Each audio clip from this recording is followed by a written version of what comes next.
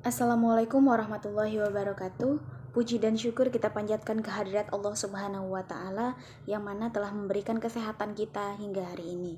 Sholawat serta salam semoga selalu tercurah limpahkan kepada junjungan kita semua, yakni Habibana wa Nabiyana wa Maulana Muhammad Sallallahu Alaihi Wasallam, kepada keluarganya, kepada para sahabatnya, serta kita selaku umatnya yang insya Allah taat hingga akhir zaman.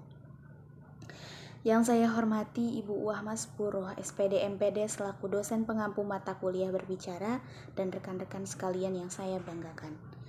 Pada kesempatan kali ini izinkan saya menyampaikan sepatah dua patah kata mengenai COVID-19 dan dampaknya pada kesehatan mental remaja. Seperti yang kita ketahui, di Indonesia bahkan di dunia sedang dilanda virus yang sangat berbahaya yang bernama virus COVID-19 atau virus corona. Virus ini dapat menyebabkan gangguan sistem pernafasan yang ringan, infeksi paru-paru yang berat, hingga dapat menyebabkan kematian. Di Indonesia sendiri tercatat sudah lebih dari 1,54 juta kasus dan 41.000 korban meninggal dunia. COVID-19 ini tersebar melalui droplet atau percikan air liur yang menyebar melalui orang yang terinfeksi saat melakukan batuk, bersin, hingga atau menghembuskan nafas. Dan siapapun bisa tertular penyakit ini, baik lansia, remaja, hingga balita. Pandemi COVID-19 telah mempengaruhi hampir setiap aspek kehidupan, termasuk aktivitas harian masyarakat, terutama kelompok anak dan remaja. Bagaimana tidak? Penerapan physical distancing dan penutupan sekolah membuat mereka tidak dapat beraktivitas normal. Jika normalnya mereka lebih banyak menghabiskan waktu bersama teman dan aktivitas di sekolah, kini terpaksa harus di rumah dalam waktu yang tidak dapat ditentukan. Awalnya mungkin bagi beberapa remaja, hal ini adalah kesempatan bagi mereka untuk berlibur. Namun seiring dengan berjalannya waktu, dampak pandemi ini ternyata berpengaruh terhadap mental mereka.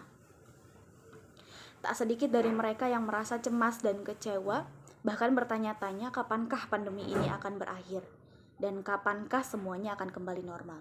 Walaupun beberapa remaja mengisi kekosongan dan kecemasan mereka dengan bermain ponsel atau media sosial, namun hal tersebut tidaklah cukup. Rasa sedih dan kecewa yang dialami oleh remaja selama pandemi ini adalah hal yang wajar dan normal. Media sosial dan permainan di ponsel tidak dapat menggantikan interaksi sosial yang di sekolah. Mulai dari mengobrol di kelas, menertawakan sesuatu yang lucu saat pelajaran, hingga mendengar semua percakapan yang terjadi di sekitar mereka. Sementara itu, dampak pandemi terhadap kesehatan mental remaja yang termasuk ke dalam kategori golongan keluarga kurang mampu dan golongan etnis minoritas ternyata cukup besar. Mereka mungkin kekurangan sumber daya untuk melanjutkan sekolah dari rumah, seperti akses internet. Bahkan tidak sedikit dari mereka yang harus memikirkan nasib keluarga mereka yang karena pandemi ini mereka kehilangan sumber pendapatan. Maka dari itu orang tua dan masyarakat perlu memberi perhatian khusus terhadap masalah ini. Walaupun demikian, ada beberapa gejala kesehatan mental remaja selama pandemi yang mungkin harus kita waspadai. Seperti contohnya, mereka mengalami keluhan fisik seperti sakit perut, pusing, atau gejala fisik lainnya. Dan terkadang mereka yang mengalami gangguan kesehatan mental itu akan mengisolasi diri dari orang tua, teman sebaya, hingga terkadang mereka mengubah kelompok pertemanan. Dan juga minat belajar yang turun drastis yang menyebabkan prestasi akademik pun ikut turun.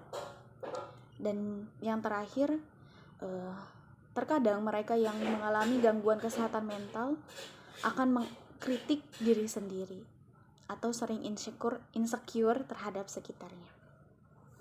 Beberapa perilaku tersebut mungkin sesekali pernah kita jumpai terhadap teman kita atau saudara kita.